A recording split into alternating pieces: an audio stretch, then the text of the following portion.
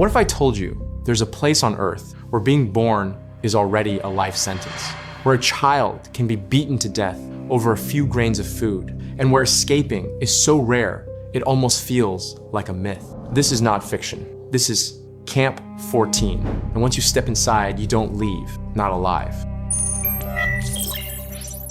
It begins in what looks like an ordinary classroom. Dozens of children sit quietly, waiting. But this isn't a place of learning, it's a place of control.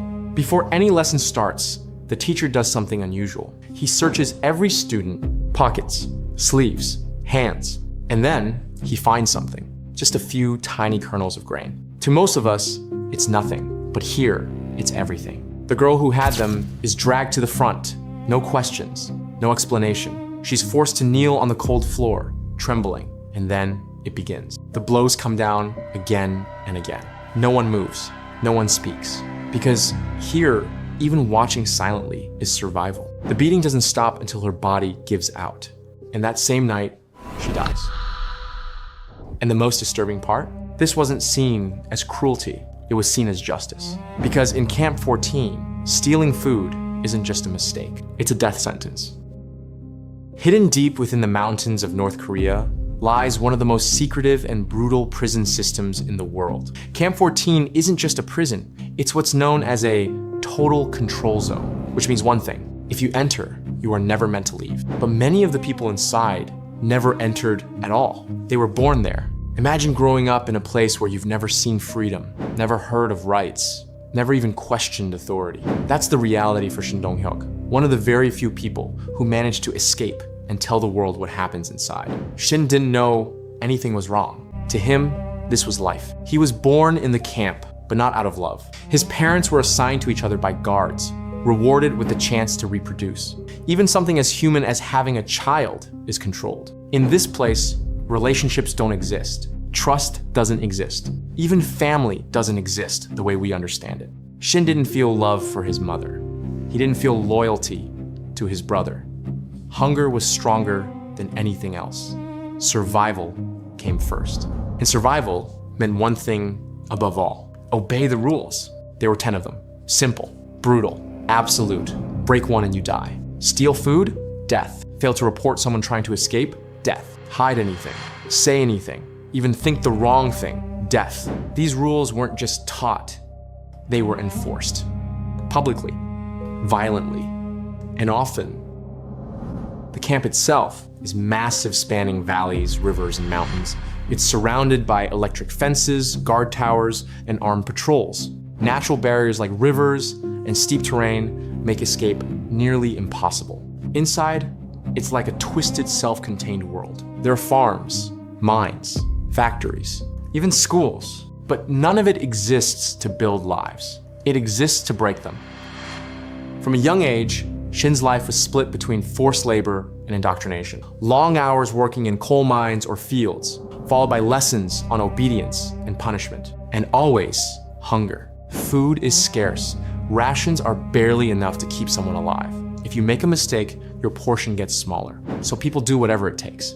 They eat insects, rats, anything they can find, even their own families share. And over time, something inside them changes. Morality fades. Compassion disappears. Because when survival is on the line, nothing else matters. But not everyone inside Camp 14 was born there. Some, like a man named Yong, knew what life outside looked like. Before being sent to the camp, he had status, a career, a normal life. But none of that mattered.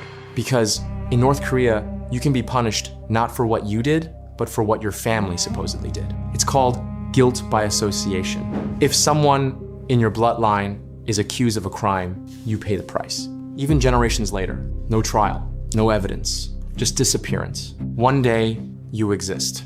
The next, you're gone. Kim was thrown into the same nightmare as everyone else. Forced labor, constant fear, and brutal punishment for even the smallest mistake. At one point, after months of suffering, he made a decision. He would rather die than continue living like this. He sabotaged a mining elevator, sending it crashing down from a massive height. But somehow, he survived, and the cycle continued. That's the reality of Camp 14. Even death doesn't come easily. Fear is the system's strongest weapon. Executions are public, deliberate, and meant to send a message. Obey, or this will be you. One prisoner was killed simply for picking up chestnuts from the ground. Another for minor disobedience. No warning, no mercy. And over time, that fear becomes internal. People start policing each other, reporting each other, even betraying their own families. Shin himself did something that would haunt him forever. One night, he overheard his mother and brother talking about escape. For a moment, something human could have surfaced. Hope, loyalty, love. But instead, instinct took over. He reported them. The guards acted quickly. Soon after, Shin was brought to a gathering. A crowd had formed. 2 prisoners were dragged out. His mother, his brother. They were executed right in front of him. And at the time, he felt no guilt, because in his world, this was normal. This was right. That's how deep the system goes. It doesn't just control your actions. It reshapes your mind. But something eventually changed. Through encounters with other prisoners, people who had seen the outside world, Shin began to realize that life didn't have to be this way, that there was something beyond the fences, something called freedom. And for the first time, he wanted it. Escaping Camp 14 is almost impossible. Electric fences, armed guards, watchtowers with overlapping lines of fire. Even if you somehow get out of the camp, you still have to escape the country itself. But Shin decided to try. Alongside another prisoner, he planned his escape carefully. They waited for the right moment, a gap in the patrol, a chance. And then they ran. His partner reached the fence first. But the moment he touched it, the electricity surged through his body. He died instantly. His body collapsed against the wires. And in that moment, something unimaginable happened. Shin used his body as a shield.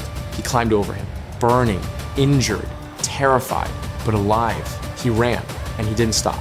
For the first time in his life, he was outside. But the journey wasn't over. It took years of hiding, traveling, and surviving before he finally reached safety. Before he reached freedom, today, Shin lives outside North Korea. He tells his story to the world. Not because it's easy, but because it matters. Because places like Camp 14 still exist. Because thousands, maybe hundreds of thousands, are still trapped inside.